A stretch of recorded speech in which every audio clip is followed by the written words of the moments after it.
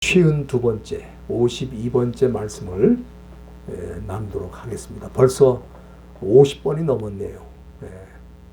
100번 안에 다 끝날지 모르겠습니다만은 오늘 52번째 말씀, 믿음의 본질이라는 그런 제목으로 요한복음 강해 계속하도록 하겠습니다. 지난주 말씀을 조금 복습을 하면은 지난주에는 서기관들과 바리새인들이 간음하다가 현장에서 잡힌 여인을 예수님께 끌고 와가지고 모세는 이런 여자를 돌로 치라고 했는데 당신은 선생은 어떻게 하시겠습니까? 그렇게 질문을 하면서 우리 예수님을 함정에 빠뜨리고 잡으려고 했던 것을 우리가 살폈습니다. 우리 예수님은 그들의 숨은 의도를 아시고 너희 중에 죄가 없는 자가 먼저 돌로 치라 이렇게 말씀하셨습니다. 이 말씀을 들었던 많은 사람들이 양심의 가책을 느끼고 젊은이부터 노인으로부터 젊은에 이르기까지 다 그곳을 떠나고 예수님과 그 여인이 남았을 때 우리 예수님이 그 여인과 대화를 나누셨어요. 그 대화를 나누신 그 내용 속에 세 가지 중요한 교훈이 있음을 살폈습니다. 첫째는 우리가 10절 중간에 보면은 너를 고소하던 자들이 어디 있느냐? 예수님은 그 여인에게 물으셨죠. 이거는 누군가를 정죄하고 죽일 만큼 그렇게 의로운 사람은 세상에 없다. 다시 말하면 의인은 하나도 없다는 것을 보여주시는 거예요. 다른 사람이 잘못했다고 돌로 내리칠 만큼 그렇게 떳떳한 의인은 이 세상에 한 사람도 없다. 그걸 보여주신 것이고요. 두 번째는 우리 예수님이 그 여인을 향해서 나도 너를 정죄하지 않는다. 이렇게 말씀하시므로 우리 예수님께서는 죄인의 죄를 용서해 주시는 사죄권이 있음을 보여주시고 그런 차원에서 우리 하나님 아버지와 예수님이 동등하신 분인 것을 선포해 주신 것입니다. 그리고 마지막으로 11절 끝부분에 보면은 그 여인에게 가서 다시는 죄를 범치 말라고 말씀하셨습니다. 이것은 이 여인이 이러한 죄를 다시 짓지 않도록 죄와 싸우고 승리할 것을 요구하신 말씀이라고 할 수 있겠습니다. 사람들은 예수님이 우리 죄를 다 용서해 주신다고 하면은 우리가 무슨 죄를 지어도 다 용서해 주실 것이다. 그리고 너무 쉽게 죄를 짓는 경향이 있습니다. 이것은 우리 예수님의 그 용서의 은혜를 헛되게 하는 것입니다. 무시하는 것입니다. 여러분들 로마서 6장 1절과 2절에 보면 사도 바울이 뭐라 그랬습니까? 은혜를 더하게 하려고 죄에 거하겠느냐? 그럴 수 없다 그랬어요. 저는 이것이 용서의 은혜를 아는 자들의 마땅한 태도라고 생각이 됩니다.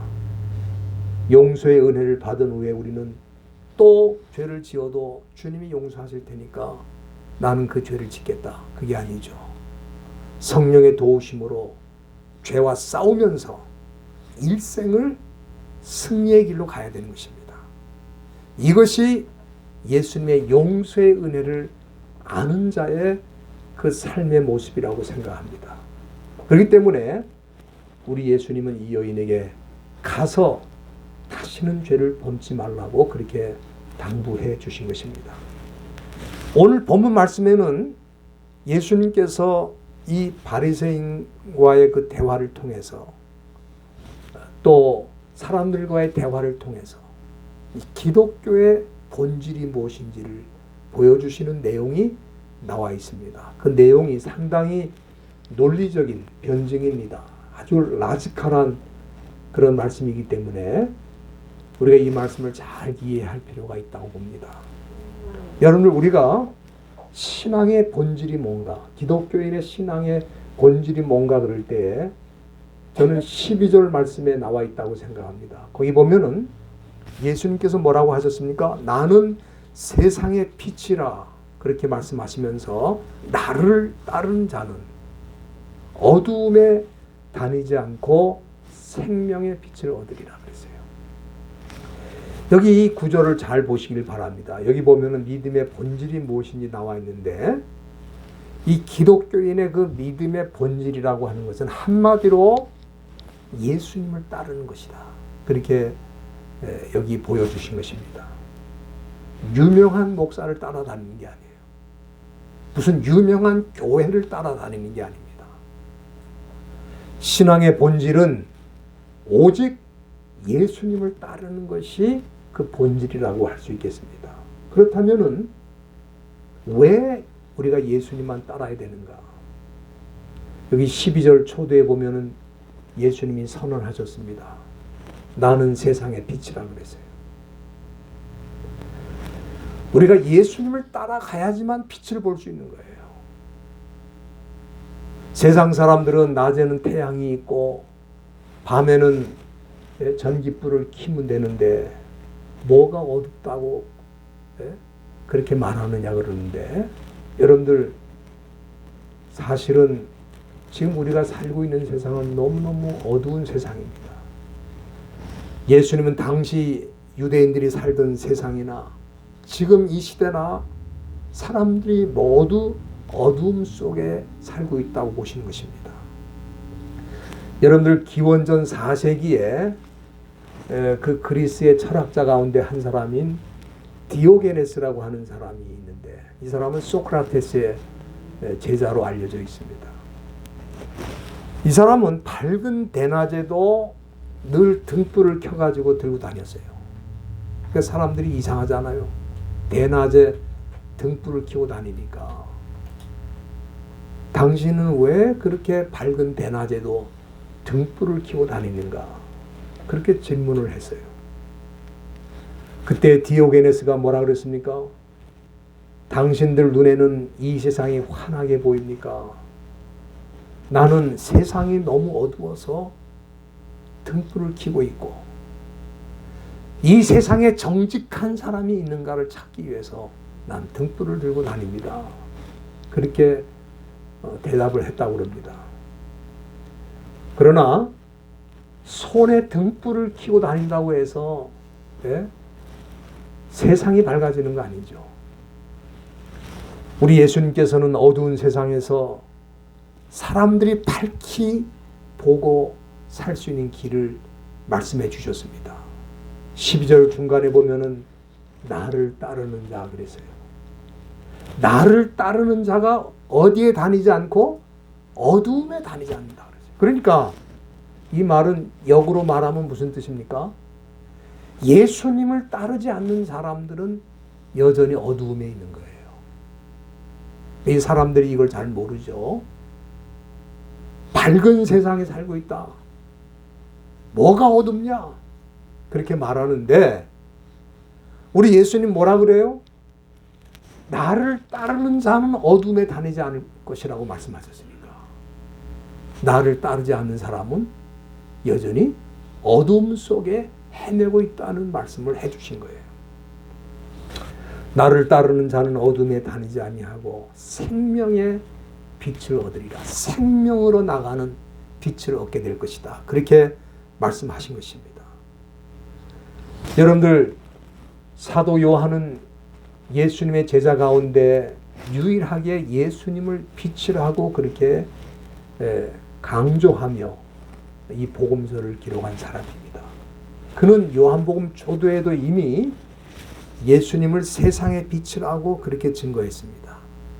요한복음 1장 9절에 보면은 참 빛, 곧 세상에 와서 비치는 빛이 있었다. 그렇게 말했습니다. 그런데 당시 유대인들은 빛으로 오신 예수님을 인정하지 않았어요. 그를 따르지 않았습니다. 그를 영접하지 않았어요. 그런데 그들이 영접하지 못한 이유가 뭐냐?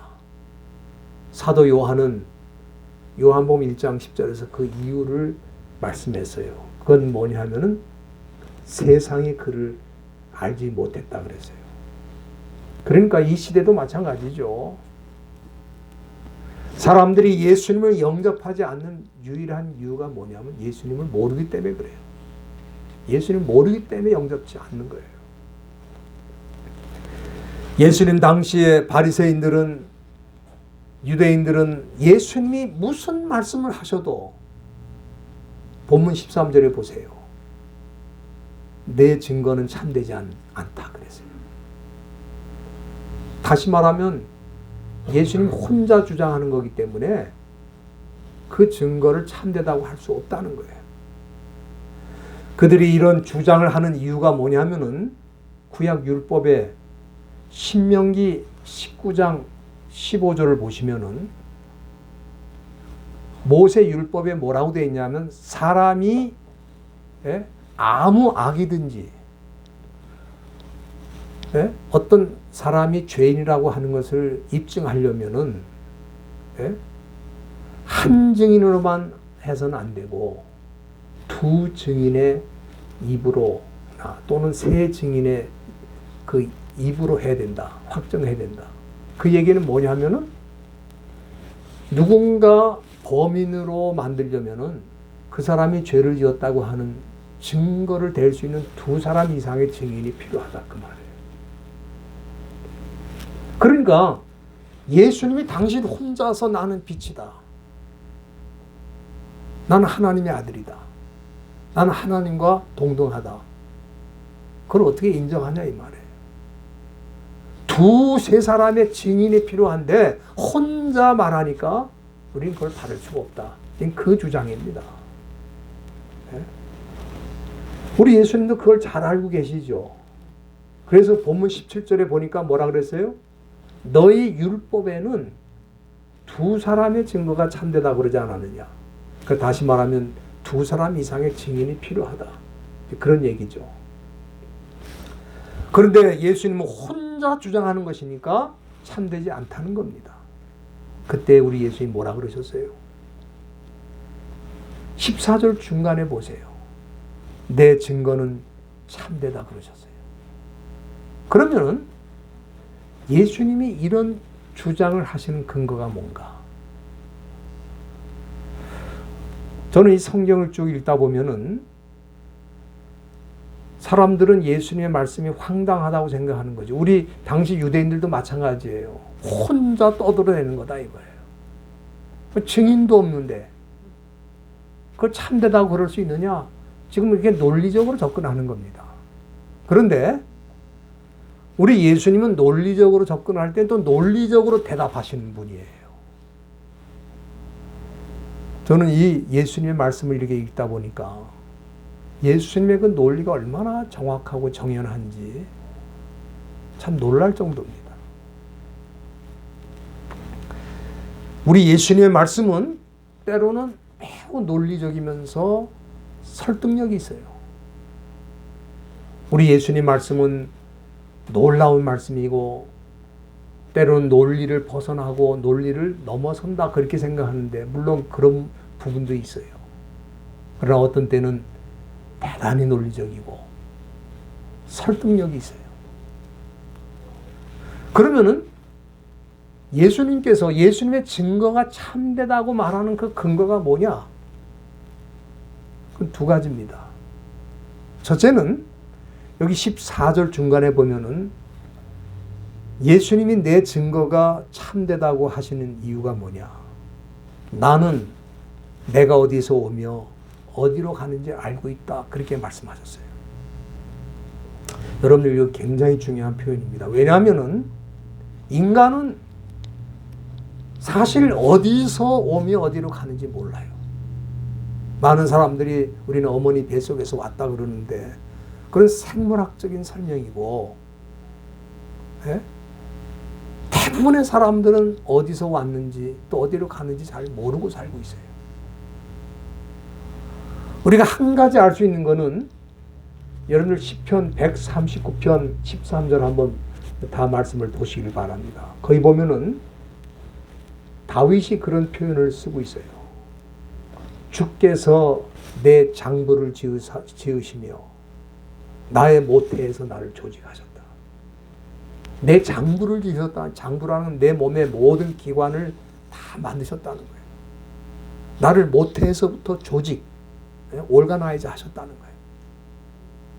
그러니까 여기 이 말씀을 우리가 보면은 인간은 모태로부터 온 게 아니고 어머니 뱃속에서 온 게 아니고 하나님이 친히 지으셨기 때문에 우리가 존재하게 된 거다. 그 말씀을 하고 있는 거예요. 그러니까 여기 다윗의 고백은 뭐냐면은 우리 인간의 기원은 어머니 모태가 아니라 하나님의 솜씨라는 거예요. 하나님이 우리를 지으셨다는 거예요. 그러니까 우리의 인간의 기원은 하나님께 있다는 것을 고백하고 있는 것입니다. 그렇기 때문에 우리가 어디서 왔느냐 그렇게 물어볼 때 우리 하나님으로부터 왔다 그래야 돼요. 왜? 하나님이 우리를 지으셨으니까. 그러나 대부분의 사람들이 내가 어디서 왔는지 어디로 가는지 잘 모르고 있어요. 우리가 어디로 갑니까? 인간은 죽으면 흙으로 돌아간다고 그러죠. 근데 정확하게 말하면 그 땅이 인간이 돌아가는 장소가 아닙니다. 우리 육신은 죽은 다음에 땅에 묻죠. 그럼 우리 육신을 땅에 묻는 거지. 우리 영혼은 아버지가 계신 곳으로 가는 거예요. 왜? 우린 아버지께로부터 왔기 때문에 그래요. 대부분의 사람들이 이걸 잘 모르고 살고 있습니다. 그렇기 때문에 함부로 말하고 아무렇게나 사는 거예요. 여기 지금 예수님이 왜 이 말씀 하시냐 하면은 자기가 어디서 오며 어디로 가는지도 모르는 사람들의 증거를 가지고 예수님을 공격하고 있다 이 말이에요. 예? 그러나 우리 예수님은 어디서 오며 어디로 가는지 알고 계신다고 말씀하셨어요. 그렇기 때문에 자기가 이 말씀은 자기가 어디서 와서 어디로 가는지 모르는 사람의 증거는 거짓일 수밖에 없다는 거예요. 아무리 그 사람이 봤다 뭐 어쩐다 그렇게 얘기를 해도 그 증거는 참될 수가 없는 거예요. 오직 어디로부터 와서 어디로 가는지를 아는 자의 증거가 참되다. 그렇기 때문에 이 세상에 증거가 참되다고 말할 수 있는 분은 한 분밖에 없다는 거예요. 예수님 한 분만이 어디서 와서 어디로 가는지를 알기 때문에 예수님의 말씀의 증거는 참되다. 그 말씀을 하시는 것입니다.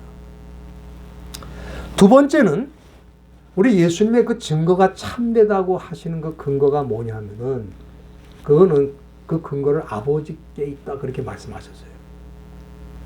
16절 여러분들 보시기 바랍니다. 중간에 보면은 예수님 말씀하셨어요. 이는 내가 혼자 있는 것이 아니요 나를 보내신 이가 나와 함께 계심이라고 말씀하셨어요. 여기 나를 보내신 이는 하나님 아버지를 뜻하잖아요. 다시 말하면 예수님께서 하시는 모든 말씀에 대해서는 아버지 하나님께서 함께 하시고 또 증인이 되신다 그런 뜻입니다. 그렇기 때문에 18절에 우리 예수님 뭐라고 하세요? 내가 나를 위하여 증거하는 자가 되고 동시에 나를 보내신 아버지도 나를 위하여 증거하신다. 그렇게 지금 말씀하고 계십니다. 그러니까 사실은 우리 하나님 아버지께서 증거하시는 증인이 되시는 그 말씀에 대해서 어디서 와서 어디로 가는지도 모르는 두세 사람의 증거를 가지고 그게 잘못됐다고 말한다면 그거는 아버지 하나님의 증거를 무시하는 것이 될 수 있다. 지금 그 말씀을 하시는 거예요. 사랑하는 성도 여러분들, 하나님의 증거를 믿지 못하면 무슨 증거를 받아들이겠습니까? 당시 유대인들은 이 세상에 누구보다 하나님을 가장 잘 믿는다고 말하는 사람들 아닙니까? 그런데 하나님이 친히 증거하시는 말씀에 대해서 그들이 인정하지 못한다면 그러면 그들은 하나님을 믿는 게 아니죠. 그렇기 때문에 여기 19절 중간에 보시면은 예수님이 뭐라 그래요? 너희는 나를 알지 못할 뿐 아니라 그렇기 때문에 내 아버지도 알지 못한다. 나를 알았다면 내 아버지도 알았으리라. 여러분들 다시 말하면은 유대인들은 사실은 하나님을 아는 백성들 같은데 하나님을 전혀 모른다는 거예요. 이게 굉장히 중요한 말씀입니다. 우리가 어떤 분들이 그런 얘기를 자꾸 해요. 나는 하나님을 알지만 예수는 알지 못한다 그래요.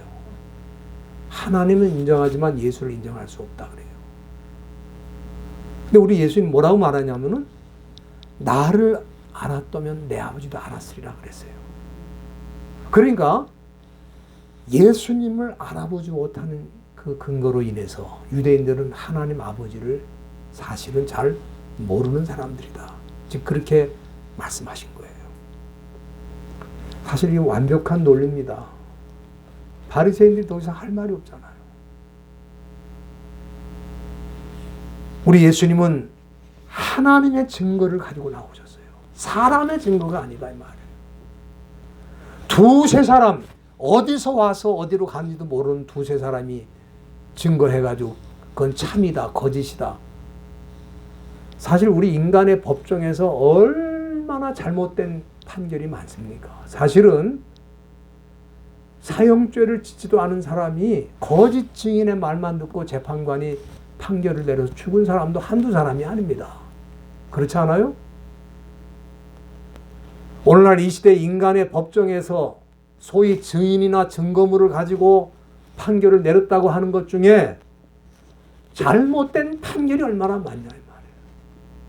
그러니까 인간은 어디서 와서 어디로 가는지를 본질적으로 모르는 존재들이기 때문에 그런 사람들의 증거는 사실은 크레딧이 없는 거예요. 신임성이 없는 거예요. 그러나 예수님은 나의 증거는 하나님 아버지가 증인이 되신다 이 말이에요. 그리고 하나님 아버지가 증인이 되시고 증거해 주시는 예수님에 대해서 모르면 그 사람은 하나님에 대해서도 모르고 하나님에 대해서 모르기 때문에 그는 어둠 속에서 살 수밖에 없다는 거예요. 여러분들 이 시대를 살아가는 사람들도 마찬가지입니다. 예수님이 누군지 제대로 알아보기도 전에 예수님을 공격하고 있어요. 그렇기 때문에 저는 교회가 해야 되는 가장 중요한 사역이 있다면은 예수님이 누구인지를 정확하게 증거하고 가르치는 일을 해야 된다. 우리가 요즘 주일마다 계속해서 요한복음 강해를 말씀을 듣고 있는데 이 요한복음 강해는 사실 예수님이 누군지 우리의 믿음의 대상이신 예수님이 누군지 정확하게 배우는 시간입니다. 요한복음처럼 예수님이 어떤 분인지 정확하게 보여주는 그런 말씀이 없어요. 우리가 기독교인의 그 믿음의 본질은 제가 처음에 말씀드린 것처럼 예수님을 따르는 게 본질이거든요. 문제는 예수님이 누군지를 모르는데 어떻게 따라가냐 이 말이에요. 유대인들이 그 많은 유대인들이 뭐 구약 성경을 많이 알고 하나님을 잘 안다고 하는데도 불구하고 왜 예수님을 따라가지 못하는가? 예수님 누군지를 모르는 거예요. 저는 그렇게 생각합니다. 우리가 예수님을 아는 만큼 예수님을 따라가는 거예요. 예수님을 모르면 못 따라가는 거예요. 우리 예수님께서 나는 세상의 빛이라고 말씀하셨어요. 그리고 그렇기 때문에 예수님을 따르지 않는 사람들은 어둠 속에 있을 수밖에 없다. 그래서 저는 뭐 사람들이 공부도 많이 하고 뭐 배울 만큼 배우고 뭐 지식도 많고 유식하고 뭐 지성이 있고 예수 없으면 흑암 속에 있는 거예요. 흑암 속에. 그 사람이 무슨 주장을 해도 그 사람은 흑암 속에 있어요. 설득력이 없습니다. 저는 아무리 유명한 지식인이 자기 지식을 자랑하고 뭐 얘기를 해도 그 사람이 여전히 어두움 속에 있구나. 그걸 느낄 때가 많아요. 왜? 예수님을 따르지 않기 때문에. 우리 예수님 말씀을 우리가 허투루 들으면 안 됩니다. 우리 예수님께서 나를 따르는 자만이 생명의 빛으로 나간다고 그랬어요. 그렇지 않다면 그는 어둠 속에 있을 수밖에 없어요. 저와 여러분들 얼마나 감사합니까? 우리가 어떤 대단한 지성인처럼 많은 공부를 하지 않았어도 또 우리가 무슨 어떤 유명한 뭐 도인처럼 뭐 속세를 떠나서 무슨 돌을 닦고 뭐 그렇게 하지 않았어도 우리는 예수님을 따르고 있기 때문에 이미 생명의 빛으로 들어간 줄로 믿습니다. 그래서 저와 여러분들이 보는 세상은 달라요. 세상 사람들은 물질로 구성된 세상을 보고 있어요. 세상 사람들은 자기 눈에 좋은 것으로 생각되는 것들을 기대하면서 세상을 보고 있어요. 우린 그런 걸 보는 게 아니고 우리는 생명의 빛을 보고 있어요. 생명의 빛. 우리가 이 세상 잠깐 사는 동안에 생명의 빛으로 나갈 수 있게 되었다면 우리는 이미 인생을 성공한 것이고 의미 있는 삶을 사는 것이라고 믿습니다. 저와 여러분들이 하루하루 흑암 속에 사는 사람들이 아니에요. 우리 하루하루 더 밝은 빛으로 나가는 그런 삶을 살고 있다고 저는 생각이 되고 그런 면에서 저와 여러분들은 하나님의 큰 복을 받으신 줄로 믿습니다. 기도하시겠습니다. 하나님 아버지,